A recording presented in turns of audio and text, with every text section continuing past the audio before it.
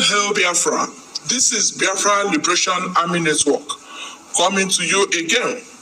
Please do subscribe, like, share, and comment. Defend your ancestral lands from Fulani herdsmen. IPOB lawyer tells Biafran communities. So we are hearing that Enugu State, they want to sell Enugu State to a private firm. What they call it, a foreigner for that matter. When we have able-bodied men in the east. Anyway, make you just hear the headline. I saw the the rumor yesterday. I had the rumor yesterday. Enugu Airport not concession for 80 years. Versus Agbamo. Now you talk this one, but don't forget Eastern Nigeria government are very quick to reply, are very quick to react on some certain issues. Just know if they are complicit. In fact, they have done that already. Eastern APC government come and tell you, no, we didn't do that. My brother, just forget it. Just bear it in your mind that they have already completed the arrangement. So for Festus Akpamo to come out this morning to say this, that means there is a plan to sell Enugu State airport. Biafran airport, the only airport that have at least a little bit of international, that the only international flight that's landing there is Ethiopia airline. Now they want to sell it. In other words, to cripple the economy of the South, or rather, to put the Southeast in a very big bondage again. Senate hits back at a Pastor Bakare's remarks on emergency rule. Akpoti Oduahan suspension. Apollonia Anele resumes office as first female director of Army Public Relations. Ndibo. No, it's all right. We're going to continue. I beg, let us go straight to the reason why we are here. We have no time to take time. This one is Ifanye Jofo. Now he carry this Obonga Matao. He don't come again. Maybe he want to do damage control. Council, or rather ex-council to indigenous people of Biafra, IPOB, Ifanye Chukwu Ejiofor, has advised rural communities to mobilize and defend their ancestral lands from herdsmen. The same bill Ngozi passed into law, and they want to roast her alive. They say she want to kill Biafrans. Every personnel, even including Femi Falana, all of them now don't come out and say, go and defend yourself. If you are waiting for government, you are wasting your time. As if that one is not enough. DSS boss come out and cry on top of his voice, please, go and defend yourself. We cannot defend you. A failed nation, that is the sign of a failed nation. Telling the general world that we have failed, we cannot protect our citizens. Ngozi passed this law into bill. It is part of the reason they are still castigating her up today, that she is killing Biafrans. Nigerian news report that Ejiofor said the attacks and killings of residents of different communities in Benue and Plateau require that indigenous communities provide their own vigilante, which is security. In a statement on Tuesday, the IPOB lawyer faulted the government's response to the rising killings of citizens by herdsmen. Ejiofor regretted that the government has failed to go beyond condemning the attacks to finding permanent solutions to the killings. The statement read, in the days preceding Easter and with a chilling audacity on East Eve, the nation witnessed a harrowing wave of coordinated attacks across Benue and Plateau states. Dozens of innocent lives were brutally extinguished by terror herdsmen in what has sadly become a recurrent national tragedy. In all too familiar pattern, the governor of Benue State, a member of the ruling APC, addressed the press, lauding the federal government for its support in the fight against these marauders. Paradoxically, he followed this with an appeal for further federal intervention, a contradiction that underscores both the gravity of the crisis and the importance of official response. Simultaneously, the Honorable Minister of Defense conveyed a presidential directive mandating security forces to track down and prosecute those responsible.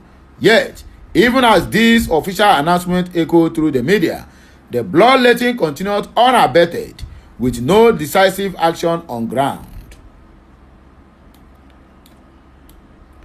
In the light of this grim reality, it has become glaringly evident that indigenous communities can no longer afford to entrust their safety to a system that has persistently failed them. I therefore call on our people to urgently and lawfully organize in defense of their ancestral lands and heritage within the legal parameters sanctioned by laws. The sustained annihilation agenda of these terror groups demands an unwavering communal resolve for survival, according to Ifanichukwu Ejiofor. Enugu Airport not concession for 80 years. Festus Akpamu. The Minister of Aviation and Aerospace Development, Festus Akpamu, has described as false reports that Akanu Ibiam International Airport, Enugu, was given out for 80 years to a private company. Nigerian News report that Akpamu clarified that no concession agreements have been raised with any private company for any international airport across the country. In a statement on Monday signed by his special advisor on media, Tunde Moshood, the minister explained that all protocols for concessions have yet to be granted. He stressed that the government decision to concession airports was to ensure optimal running and management of the airports. It read, "Our attention has been drawn to certain online reports and stories suggesting that a certain lengthy period of concession has been agreed upon regarding the Enugu International Airport. These reports and stories are utterly baseless and untrue. This one a further arrangement to keep on enslaving the Southeast. If you don't know, just know it now. While it is the truth that the federal government is considering proposals for the concession of 5 major airports, this is a proactive measure to ensure these vital facilities can meet and maintain international standards, given the increasing financial demands of their operations. Many of our airports are presently running at a loss, so they have to be subsidized each month by the federal government. It is not noteworthy that this initiative to concession started from previous administrations. At this stage, prospective concessionaries have indeed submitted various proposals, including different durations for the concession. It is important to emphasize that the Ministry of Aviation and Aerospace Development has not established any fixed duration or submitted proposals are currently undergoing thorough evaluation that will eventually be reviewed by the ICRC before it is presented to the Minister for conveyance to Federal Executive Council for approval. We can confirm that this review process has not been concluded. However, for the sake of transparency, the Honorable Minister of Aviation and Aerospace Development, Festus Akpamu, SAN, directed some months ago that the aviation labor unions be included as part of the negotiating teams.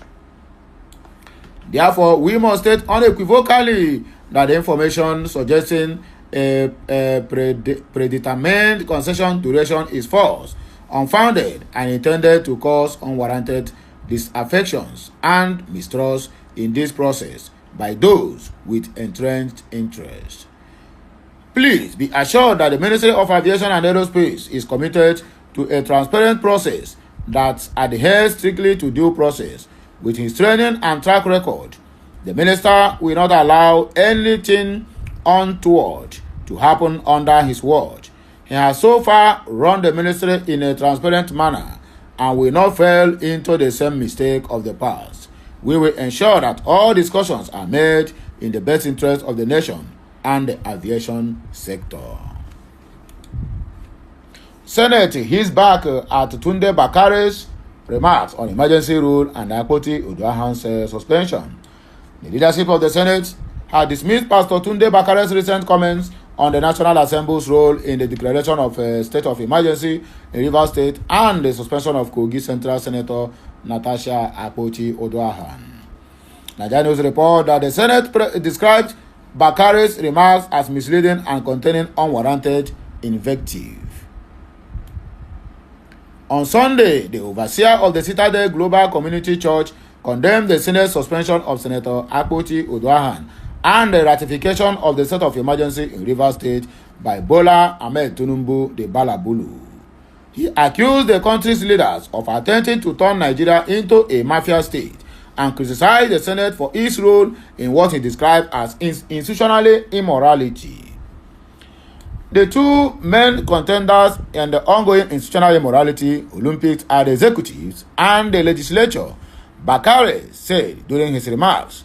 In a statement issued on Tuesday, the Senate, through its chairman of the Committee on Media and Public Affairs, Yemi Adaramodu, responded to Bakare's public comments, stressing that while the Senate respected the right of citizens to express their views, it could not remain silent when such statements cross the line. The statement signed by Adaramodu referred to Bakare's comments as sweeping generalizations and disparaging commentary that threaten the erode public trust in democratic institutions. The attention of the Senate of the 10th National Assembly of the Federal Republic of Nigeria has been drawn to recent public remarks by Pastor Tunde Bakare, which included sweeping generalization and disparaging commentary aimed at what institution of the National Assembly. Adaramodu acknowledged Pastor Bakare's previous contributions to national discourse, but noted that his recent statements deviated from the constructive criticism and were marked by contempt and unsubstantiated claims.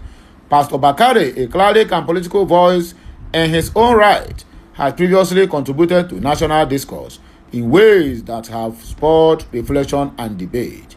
However, this most recent statement veer away from constructive criticism into rhetoric, unfortunately laced with contempt and unsubstantiated claims, said Adaramodu. The Senate spokesperson further described Bakare's criticism as a biased and political, economical homily, questioning the political motive behind his remarks, according to Ndara. Adaramodu also pointed to Bakare's background as a trained lawyer and political figure, stressing that the clerics should be aware of the constitutional limits surrounding public commentary, especially on issues currently before the courts. He is therefore well aware of the constitutional boundaries that guide public commentary, particularly on matters that are sub judice, Adaramodu said. He further clarified that the Senate will refrain from engaging in matters that were before the courts, in respect of the rule of law and judicial independence. The Senate also addressed Bakare's suggestion that the National Assembly should openly challenge the executive, calling such displays performative.